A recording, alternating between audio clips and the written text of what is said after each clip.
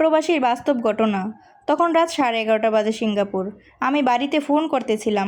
এমন সময় দেখলাম একটি লোক অনেকক্ষণ যাবত আকাশের দিকে তাকিয়ে আছে। মনে মনে ভাবলাম লোকটার কি হয়েছে, এভাবে আকাশের দিকে তাকিয়ে আছে। কিছুক্ষণ পর আবার তাকালাম, লোকটা আগের মতোই আছে। ফোনের লাইনটা কেটে লোকটার কাছে গেলাম। লোকটিকে জিজ্ঞাসা করলাম, দেশি ভাই নাকি? লোকটি বলল জি। লোকটাকে বললাম, ভাই অনেকক্ষণ ধরে দেখলাম আপনি আকাশের দিকে তাকিয়ে আছেন। লোকটি বলল, এই তো ভাই, হিসাব করতেছিলাম এই প্রবাসে জীবনে কি পেলাম আর কি হারালাম। 21 বছর প্রবাস জীবনের দুঃখগুলো ভাবতেছিলাম। আমি 21 বছরের কথা শুনে অবাক, খুব কৌতূহলী হয়ে বললাম, ভাই আমাকে বলবেন আপনার দুঃখগুলো, আমার খুব শুনতে ইচ্ছে করছে। বলল, ভাই 21 বছর দুঃখগুলো মাত্র কয়েক মিনিটে শুনে কি করবে? লোকটাকে বললাম, ভাই আমি হয়তো পারবো না আপনার দুঃখগুলো তাড়িয়ে দিতে, কিন্তু এমন তো হতে পারে আপনার দুঃখগুলো শুনে আমি কিছু শিক্ষা নিতে পারবো, কারণ আমিও তো একজন প্রবাসী। লোকটি বলল, তাহলে শুনেন।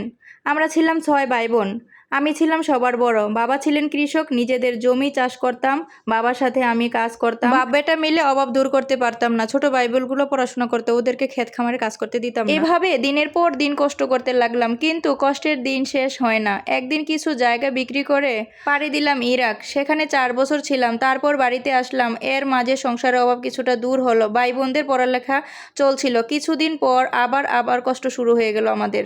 আবারও চলে আসলাম সিঙ্গাপুর এসে মাত্র কয়েক মাস থাকার পর পারমিট বাতিল করে দিল। দেশে গিয়ে পড়লাম মহা বিপদে। যা টাকা ছিল সব শেষ। মা বাবা বিয়ে করতে বলল, আমি বিয়ে করিনি, কারণ ভাই বোনগুলো পড়াশোনা শেষ করে চাকরি পাক, আবার বোনদের বিয়ে দেওয়া হয় নাই। কয়েক বছর পর আবার আসলাম সিঙ্গাপুর।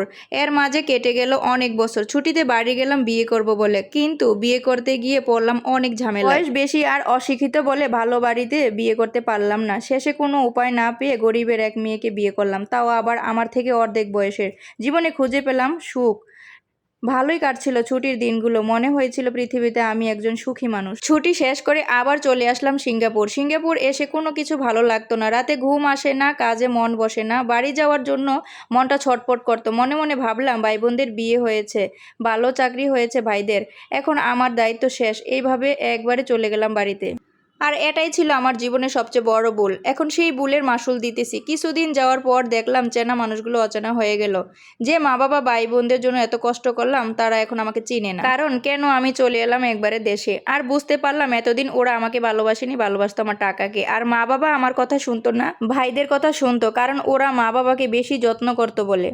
মা আর আমার বউয়ের সাথে প্রতিদিন লেগে থাকতো ঝগড়া। মা বলতো আমি বউয়ের কথা শুনি, আর বউ বলতো মায়ের কথা শুনি। এদিকে বউয়ের সাথে আমার সম্পর্ক ভালো না। বউয়ের যেটা ভালো লাগে আবার আমার সেটা ভালো লাগে না। বউয়ের কোনো দোষ নাই আসলে।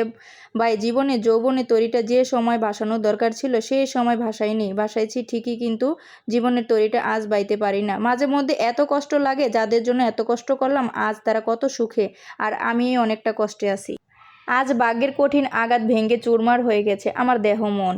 ভাগ্যের কঠিন নিয়মে পরাজিত হয়ে দিক বিদিক হারিয়ে ফেলেছি। যে না পাওয়াটার জন্য এত কষ্ট করলাম, আজ তা পেয়ে হারালাম কিছু নিজের স্বার্থপর আপনজনের কারণে। অভাবের দিন যে কত কষ্টের, তা শুধু অভাবে যারা আছে তারাই বুঝে। আবার টাকা ঋণ করে সিঙ্গাপুর চলে আসলাম। ঋণের তাড়নায় কোনো কিছু ভালো লাগে না। একদিন ভাইকে ফোন দিয়েছিলাম, বললাম আমাকে 1 লক্ষ টাকা ধার দে। সে যে কথা বলছে আমি কোনো দিন বলতে পারবো না।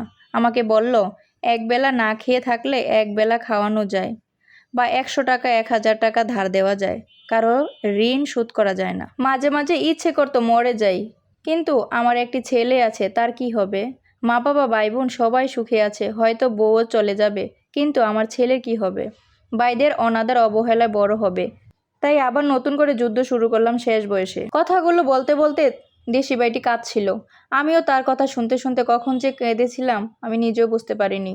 দেশি ভাইকে কি বলে সান্ত্বনা দেব, আমার সব ভাষা হারিয়ে ফেলেছিলাম। শুধু বললাম, আমরা প্রবাসী হলাম এমন এক যুদ্ধের সৈনিক। তাই সকল প্রবাসী ভাইদেরকে বলছি, যারাই প্রবাসে আছেন নিজেদের জন্য আগে কিছু রাখবেন, তারপর অন্যের চিন্তা করবেন। এটা বাস্তব একটা ঘটনা ছিল। আমার এই ঘটনাটা যদি অবশ্যই আপনাদের ভালো লেগে থাকে, অবশ্যই শেয়ার করবেন, লাইক কমেন্ট করে পাশে থাকবেন। আল্লাহ হাফেজ।